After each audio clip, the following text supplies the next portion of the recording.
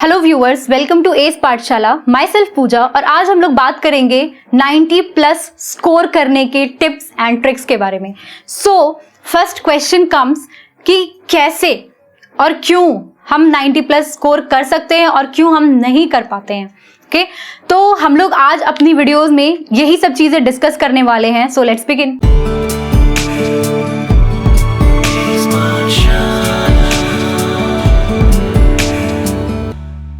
सबका सपना होता है ना ये 90 plus in each and every subject.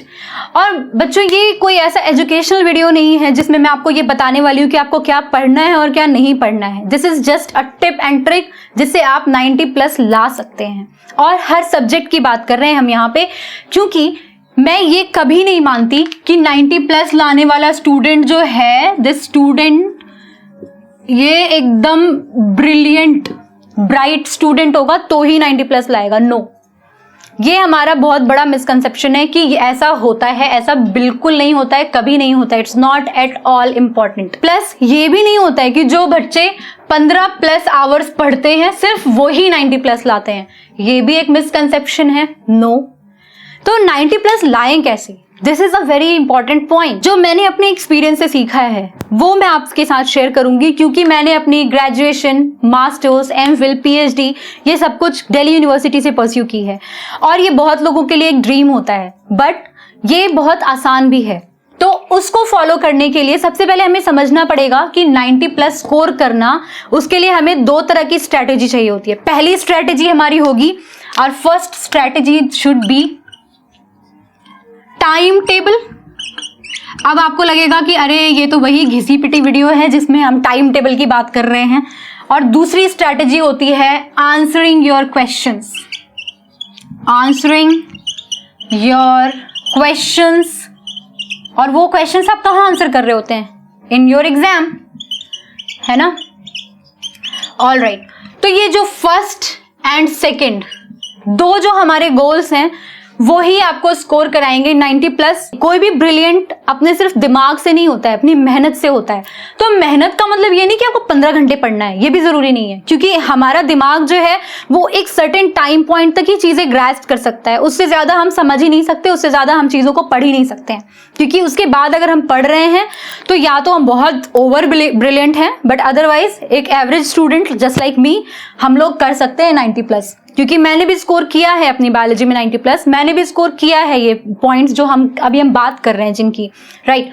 तो पहला हम बात करते हैं टाइम टेबल की। तो टाइम टेबल में मैं आपको नहीं बताने वाली कि आपका टाइम टेबल क्या होगा। मैं आपको नहीं बोलने वाली कि आप मॉर्निंग में उठ के पढ़ो, क्योंकि हर किसी का अपना एक टाइम होता है। जैसे आई am not at all a morning person, मैं सुबह सुबह उठ के नहीं पढ़ सकती, मुझे चीजें नहीं याद रहती, मुझे चीजें नहीं समझ आती। So I am not a morning person. It's not mandatory कि मैं वो चीजें सुबह सुबह पढ़ूं और मुझे सारी चीजें याद हो जाए। नो, मेरे साथ नहीं होता ये। मैं रात को बेटर तरीके से पढ़ सकती हूँ। तो ये आप डिसाइड करेंगे कि आपका टाइम टेबल क्या होगा, ठीक है? तो कुछ बच्चे होते हैं जो एकदम सुबह 4 बजे उठ के पढ़ सकते हैं। कुछ बच्चे होते हैं जो रात को पढ़ सकते हैं 2 बजे 3 बजे तक। ओके, तो ये आप डिसाइड कीजिए, क्योंकि हमारा अपना बायोलॉजिकल क्लॉक होता है। एक तो होता है बायोलॉजिकल क्लॉक जो हमें नेचर देता है, और दूसरा होता है हमारा अपना सेल्फ मेड क्लॉक जो हमारा अपने आप ही आ जाता है। वो हमें पता चल जाता है कि हम कब एक्टिव हैं। जिस वक्त आप ज्यादा एक्टिव फील करते हैं, आप उस वक्त अपने सब्जेक्ट्स को पढ़ने के लिए वो टाइम आप अपना फिक्स कीजिए। ओके, तो टाइम टेबल में सबसे पहली चीज कि आपको अपने सब्जेक्ट्स के अकॉर्डिंग आपका टाइम डिसाइड करना है। आपको हर रोज सारे सब्जेक्ट्स नहीं पढ़ने, आपको हर दिन वो 2 सब्जेक्ट्स पढ़ने हैं जो आपको सबसे ज्यादा डिफिकल्ट और एक सबसे ज्यादा इजी। तो ये जो 2 सब्जेक्ट्स का कॉम्बिनेशन है ना, वो आप बनाएंगे कि वो 2 सब्जेक्ट्स कौन से हैं जो आपको बहुत आसान और बहुत डिफिकल्ट लगते हैं आपके पास। और जो 90 प्लस स्कोर करने वाली बात होती है, ये कंसिस्टेंसी है। आप कितना कंसिस्टेंसी के साथ पढ़ते हैं, दैट इज इंपॉर्टेंट। आप कितने घंटे पढ़ते हैं ये इतना मैटर नहीं करता है। तो कंसिस्टेंसी में आप सिर्फ एग्जामिनेशन टाइम पॉइंट पे पढ़ेंगे तो आप नहीं ला सकते मार्क्स, ये आपको समझना पड़ेगा। तो आप अपने पहले 2 सब्जेक्ट्स चुनिए जो आपका सबसे आसान और सबसे डिफिकल्ट है। जो मिड वाले सब्जेक्ट्स हैं वो आप इन बिटवीन द 2 डेज रखिए, ठीक है? तो जो सबसे आसान सब्जेक्ट है पहले उसको पढ़िए, उसके बाद आप पढ़िए जो आपका सबसे ज्यादा डिफिकल्ट सब्जेक्ट है, क्योंकि आप जब आसान पढ़ते हैं तो आपके ब्रेन को हमेशा एक ऐसा हार्मोन चाहिए होता है जो उसको फील गुड कराए, फील अप कराए, आपको बूस्ट फील हो। तो वो जो बूस्ट फील होने वाली चीज है वो आपको तब करनी है। उसके बाद आप जब डिफिकल्ट पार्ट भी पढ़ेंगे तो आपको समझ आएगा। इजी वाला ज्यादा पढ़िए ताकि आपको लगे आपने ज्यादा सिलेबस कवर किया, डिफिकल्ट वाला कम पढ़िए लेकिन उसको अच्छे से पढ़िए। ये तो हो गया आपका पढ़ने का तरीका।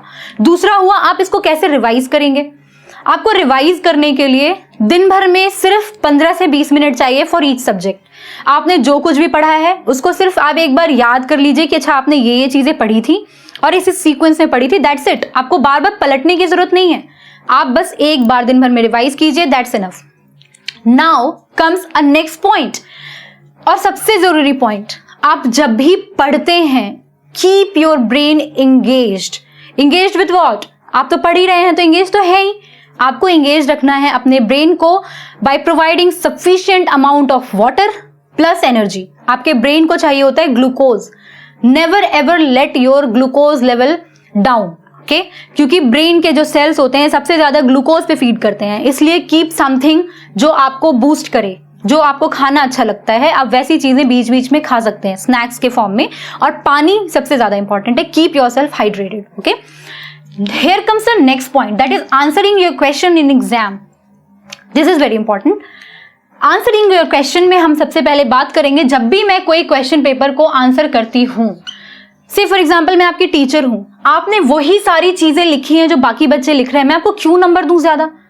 आपके आंसर में क्रिएटिविटी होनी चाहिए। तो वो क्रिएटिविटी आप कैसे लाएंगे। से फॉर एग्जाम्पल मैं ये आंसर लिख रही हूं, मैंने हर वो पॉइंट अंडरलाइन किया है, मुझे कुछ भी करने की जरूरत नहीं है, कोई अलग कलर का पेन कुछ करने की जरूरत नहीं है, आपको सिर्फ उस पॉइंट को अंडरलाइन करना है जो बहुत बहुत इंपॉर्टेंट है। यानी कि कभी भी अंडरलाइन करना ना भूलें, ये बहुत इंपॉर्टेंट होता है। क्योंकि जैसे ही आप सोचिए, मैं अगर एक एग्जामिनर हूं, मैं एक 10th क्लास का आंसर शीट चेक करने के लिए जा रही हूं, मेरे पास 10 स्कूल के 50-50 बच्चों के आंसर शीट्स हैं, तो 50 गुना 10 आप समझ लीजिए मेरे पास 500 कॉपियां हैं चेक करने के लिए। अब उस 500 में से मैं आपको सबसे ज्यादा नंबर क्यों दूं, ये आप डिसाइड करेंगे। क्यों? क्योंकि आप जब आंसर्स को अंडरलाइन करते हैं तो हम वो क्वेश्चंस का जो भी आंसर है वो हम उसी वक्त देख सकते हैं, वो वर्ड के साथ दिखता है, तो उसको पढ़ने में भी मजा आता है। And the second point is, जिस भी आंसर में पॉसिबल हो प्लीज ड्रॉ और डायग्राम। ये आपको दिलाएगा एक्स्ट्रा पॉइंट्स, क्योंकि सीबीएसई बोर्ड ने और जो भी एग्जाम्स होते हैं वो बोर्ड्स जो है वो डिसाइड करती हैं कि आपको मार्क्स किस किस बेसिस पे मिलने चाहिए। तो हमेशा एक एक्स्ट्रा पॉइंट जो होता है वो आपके एक्स्ट्रा एक्टिविटी के लिए मिलता है, आपके अपने एक्स्ट्रा एफर्ट के लिए मिलता है। जो आप एक्स्ट्रा एफर्ट डालते हैं वो ही एक्स्ट्रा एफर्ट आपको एक्स्ट्रा ऑर्डिनरी बनाता है, और तभी आप 90+ स्कोर करते हैं। सो आई होप कि ये हर किसी को समझना चाहिए कि एग्जाम में मार्क्स गेन करना टीचर के ऊपर नहीं होता कि टीचर आपको कितने नंबर देता है, ये आपके ऊपर है कि आप कितना नंबर ला सकते हैं, क्योंकि पढ़ते आप सब कुछ हैं। So answer wisely and plan your timings and plan your syllabus wisely, क्योंकि ये सिर्फ आप डिसाइड कर सकते हैं आपका इजी एंड आपका डिफिकल्ट सब्जेक्ट। मैं नहीं बता सकती आपका इजी टॉपिक, आपका difficult topic. So I hope आपको ये वीडियो बहुत अच्छी लगी होगी, आपने ये एंजॉय किया होगा। मैं ऐसी वीडियोस डालती रहूंगी टू बूस्ट योर माइंडसेट, ताकि आपको ये समझ में आए कि मार्क्स स्कोर करना आपके हाथ में है और आप आराम से कर सकते हैं। This is not at all difficult. हो सकता है कि मैं नेक्स्ट वीडियो में आपको ये समझाऊं कि कैसे आपको टॉपिक सेलेक्ट करने हैं, ओके। तो अगर आपको ये वीडियो अच्छी लगी है, please do subscribe to my channel Ace Pathshala and do follow me on Facebook, Instagram and Twitter handle with the same page name, that is Ace Pathshala. Till then, all the best, happy learning and stay safe and enjoy your study. All the best. Bye bye.